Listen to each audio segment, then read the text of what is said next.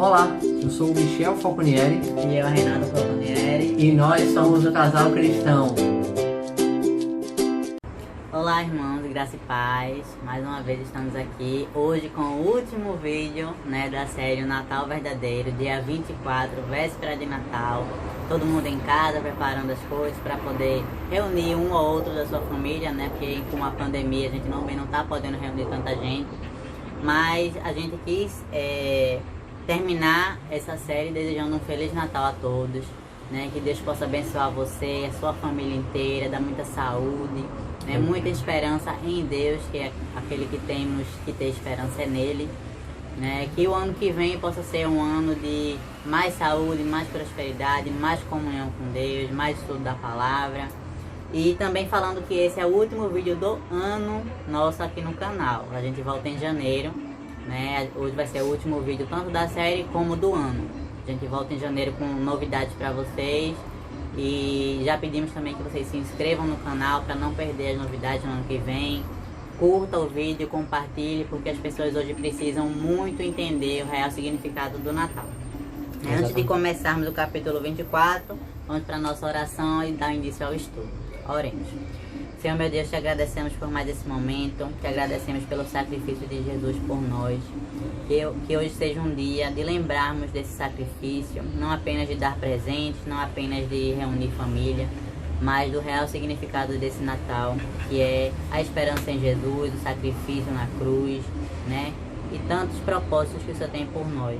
Que o Senhor possa abençoar cada família que assiste esse vídeo e nos perdoar pelos nossos pecados, que são tantos, Pai. Somos falhos, pecadores, mas o Senhor nos ama tanto que sacrificou seu Filho. Te pedimos e te agradecemos, em nome de Jesus. Amém. Bom, o capítulo 24 se inicia com a ressurreição, que é quando, no primeiro dia da semana, a partir do versículo 1, bem cedo, as mulheres levaram ao sepulcro as especiarias aromáticas que haviam preparado, ou seja, para cuidar, do corpo. E aí encontraram removida a pedra do sepulcro, mas quando entraram não encontraram o corpo do Senhor Jesus. Ficaram perplexas sem saber o que fazer, e de repente 2 homens com roupas que brilhavam como a luz do sol colocaram-se ao lado delas, e amedrontadas as mulheres baixaram o rosto para o chão. E os homens disseram: por que procuras aqui entre os mortos aquele que vive? Ele não está aqui, ressuscitou. Essa passagem é uma parte que eu gosto muito, quando fala que ele não está aqui, que ressuscitou, no versículo 6. E aí no 7 diz: é necessário que o Filho do Homem seja entregue nas mãos de homens pecadores, seja crucificado e ressuscite no 3º dia. E então se lembraram das palavras de Jesus. E aí quando elas lembraram disso, elas foram contar a todos os 11, o que tinha acontecido. E aí o 10 diz o seguinte: as que contaram estas coisas aos apóstolos foram Maria Madalena, Joana e Maria, mãe de Tiago, e as outras que estavam com elas. Mas eles não acreditaram nas mulheres. As palavras dela lhe pareciam loucura. Pedro, todavia, levantou-se e correu ao sepulcro. Abaixando-se, viu as faixas de linho e mais nada. Afastou-se e voltou admirado com o que aconteceu. Amém. Pedro, como sempre, também era um dos que astutos, astuciosos. Teve que ir lá verificar.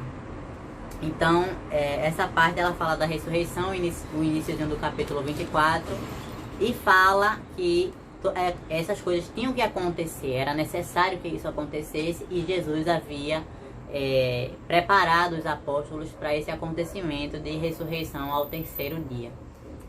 Passando agora para Michel, a partir do versículo 13. É isso aí, amados. Chegamos a mais um final aí de série. Essa série sobre o verdadeiro Natal. Dando continuidade aqui ao capítulo 24 de Lucas, eu vou fazer um breve resumo aqui do capítulo, do verso 13 ao 35, que é uma passagem que particularmente eu gosto muito, que é a passagem dos discípulos que estão no caminho de Emaús. Emaús era uma cidade que distava aí de mais ou menos 11 quilômetros da cidade de Jerusalém. E nesse momento, 2 discípulos de Jesus estavam caminhando de Jerusalém para Emaús, quando Jesus apareceu no meio deles, mas sem mostrar que era Jesus. Então os discípulos eles estavam de olhos vendados. não de olhos vendados literalmente, mas metaforicamente, porque eles não reconheceram Jesus, tá? Então ele começa a conversar com os discípulos e questiona os discípulos: o que é que vocês estão falando? Então os discípulos olham para ele e falam: você é o que? É um estrangeiro? É um turista? O que é que está acontecendo? Você é a única pessoa que não sabe o que é que está acontecendo, os últimos acontecimentos que movimentaram toda essa cidade. Então Jesus pergunta a ele, né? Pergunta aos discípulos: quais coisas? Então eles começam a discorrer a respeito de Jesus. E aí eu vou ler para vocês a partir do verso 20. Na verdade, no verso 19 mesmo. E explicaram o que aconteceu a Jesus, o Nazareno, que era varão profeta, poderoso em obras e palavras diante de Deus e de todo o povo. E como os principais sacerdotes e as nossas autoridades o entregaram para ser condenado à morte e o crucificaram. Ora, nós esperávamos que fosse ele quem havia de redimir a Israel. Mas depois de tudo isto, é já este o terceiro dia desde que tais coisas sucederam. Amém? O interessante dessa passagem é que muitos acreditavam que o reinado de Jesus nessa terra seria um reino físico. E na verdade o reino dele é o reino espiritual, é o reino de Deus. E eles achavam que Jesus viria para governar Israel. E na verdade não era dessa forma. E aí, passando mais um pouco, Jesus fala para eles, né? No verso 22. É verdade também que algumas mulheres das que conosco estavam nos surpreenderam tendo ido de madrugada ao túmulo e não achando o corpo de Jesus, voltaram dizendo terem tido uma visão de anjos, os quais afirmam que ele vive. De fato, alguns dos nossos foram ao sepulcro e verificaram a exatidão do que disseram as mulheres, mas não o viram. Então lhes disse Jesus: ó nécios e tardos de coração, para crerem tudo em que os profetas disseram. Porventura não convinha que o Cristo padecesse e entrasse na sua glória? E ele começou mais uma vez discorrendo desde Moisés até os profetas a respeito de tudo que era falado dele no Antigo Testamento. E então eles pararam no lugar e aí Jesus fez menção de que ia adiante daquela cidade. E aí aqueles discípulos constrangeram Jesus a ficar com eles, a pernoitar com eles, e que ele fosse somente no outro dia, sem reconhecerem ainda que se tratava de Jesus. Então Jesus ficou com eles lá, e aí na hora que eles foram fazer uma refeição, Jesus pegou o pão, partiu o pão, abençoou o pão, e finalmente os olhos daqueles discípulos meio que se abriram, e finalmente eles perceberam que era Jesus. Mas de repente Jesus já não estava mais ali, havia sumido da presença deles. Não estava mais naquele momento com eles. E aí eu vou ler uma passagem de particular, que eu gosto muito, de particular gosto. É a partir do verso 32 que diz: e disseram um para o outro. Na verdade, verso 31. Então se lhes abriram os olhos e o reconheceram, mas ele desapareceu da presença deles. E disseram um ao outro: porventura não nos ardia o coração quando ele pelo caminho nos falava, quando nos expunha as Escrituras? E na mesma hora, levantando-se, voltaram para Jerusalém, onde acharam reunidos os 11 e outros com eles, os quais diziam: o Senhor ressuscitou e já apareceu a Simão. Então os dois contaram o que lhe acontecera no caminho e como fora por eles reconhecido no partir do pão. Amém?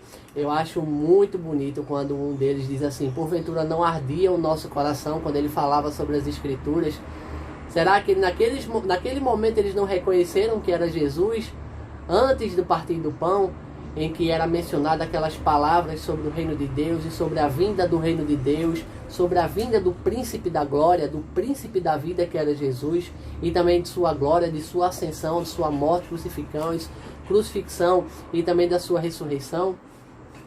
E aí Jesus finalmente aparece aos discípulos, porque Jesus depois tinha aparecido às mulheres que tinham ido ao sepulcro, apareceram também aos discípulos que estavam no caminho de Emaús, mas ele ainda não havia aparecido aos discípulos, tá? E a partir do verso 36 diz o seguinte: falavam ainda estas coisas quando Jesus apareceu no meio deles e lhe disse: paz seja convosco. Imagina como o coração deles estava tumultuado e de repente aquele alento aquele consolo da presença de Jesus naquele exato momento, mais uma vez com eles, fornecendo aquele amor, aquela segurança. E ele vai e diz aos discípulos: paz seja convosco. Amém. Eles, porém, surpresos e atemorizados, acreditavam estarem vendo um espírito. Mas ele lhes disse: por que estáis perturbados? E por que sobem dúvidas ao vosso coração? Vede as minhas mãos e os meus pés, que sou eu mesmo. Apalpai-me e verificai, porque um espírito não tem carne nem ossos, como vedes que eu tenho. Dizendo isto, mostrou-lhe as mãos e os pés. E por não acreditarem eles ainda, por causa da alegria, e estando admirados, Jesus lhe disse: tende aqui alguma coisa de comer? Então lhe apresentaram um pedaço de peixe assado e um favo de mel, e ele comeu na presença deles. Amém? Que regozijo, irmãos, o Jesus ter aparecido ali no meio dos discípulos, e eles ficaram atemorizados, perturbados, e Jesus dando aquele consolo a eles. Por que vocês estão confusos? Tenham um bom ânimo, eu estou aqui, tenha calma. Sou eu, não sou um fantasma. Veja aqui as marcas nos meus pés e nas minhas mãos. Veja aqui o meu lado ferido, para que eles pudessem, enfim, acreditar que Jesus realmente estava ali. E aí, a partir do verso 44 ao 49, Jesus explica a questão das Escrituras. Tá? Quando ele explicou a mesma coisa que ele falou no caminho para Emaús, aqueles dois discípulos, ele explicou desde Moisés até os profetas, aos discípulos com que ele tinha se encontrado nessa última passagem. E finalmente eles conseguiram entender todo o propósito de Jesus aqui na terra. E aí, verso 50 ao 53, fala da ascensão de Jesus, que de modo simbólico, ele sai subindo, ele volta para os braços do Pai, subindo aos céus, e os anjos perguntam a ele, né, o que é que eles estavam fazendo olhando para cima, porque pelo mesmo modo que eles tinham visto Jesus ascender, era pelo modo qual ele voltaria, ele viria mais uma vez. Amém, irmãos? Então esse daí foi o capítulo 24, tá? O finalzinho aí do capítulo 24. O sentido do verdadeiro Natal. Para muitas pessoas a cruz é loucura, mas para Deus é amor. E esse é o verdadeiro significado do Natal. É a vinda de Cristo, é o plano de salvação, todas as dores que ele sofreu por mim, por ela e por você aí de casa. E enfim ressuscitou e prometeu que iria voltar. Amém? E eu tenho essa esperança, nós cremos nessa esperança da volta de Jesus, que irá aí vir com poder e grande glória, todo olho o verá, e esse foi o grande propósito de sua vinda, o plano de salvação para todos nós, essa bendita esperança pela qual vale a pena viver, vale a pena esperar, e esse é o verdadeiro significado, né, irmãos? Devemos buscar isso todo dia, todos os dias devemos buscar a salvação em Jesus. Tá? Isso não é nenhum mérito nosso, mas esse dom é dele, porque o que é impossível para nós é totalmente possível para Deus. Tá? Então essa é a mensagem que nós gostaríamos de passar para você aqui.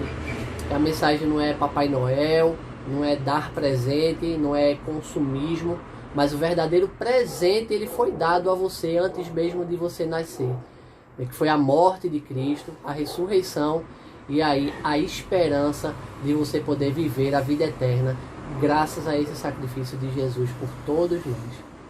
Amém? Que Deus abençoe grandemente a sua vida, que você tenha um excelente Natal, um feliz Natal, tá? Que Deus possa te abençoar, realizar todos os desejos do seu coração, que você possa curtir essa data de Natal aí como um feriado aí junto com a sua família. Procura colocar em prática o perdão, o amor, a misericórdia, porque isso tudo Jesus fez por todos nós. E o final aí dessa mensagem tão maravilhosa desse Natal é para que você possa aceitá-lo de braços abertos, porque ele morreu de braços abertos para você, mas ele também ressuscitou e está de braços abertos esperando você ir até ele. E você pode ir até ele da forma que você estiver. porque Ele te ama e Ele perdoa todos os teus pecados. E eu quero muito que você aí de casa seja salvo também, mesmo que eu não lhe conheça. Mas eu quero muito que você sinta esse amor que a gente sente. Que você sinta essa misericórdia, esse perdão, que você possa ter a comunhão necessária com Cristo todos os dias.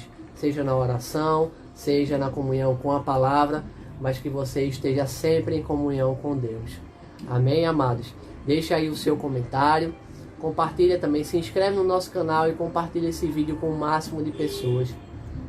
Compartilha essa mensagem de esperança, porque ela pode salvar a vida de alguém, ela pode salvar o Natal de alguém que hoje pode estar com depressão, que pode estar triste, pode estar sozinho, diante da pandemia pode ter perdido várias pessoas, parentes, pode estar numa situação financeira difícil, mas existe uma grande esperança, e essa esperança é somente em Cristo Jesus.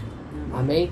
Que Deus te abençoe, te guarde e te ilumine, e nos vemos aí em janeiro, se nosso Senhor Jesus nos permitir.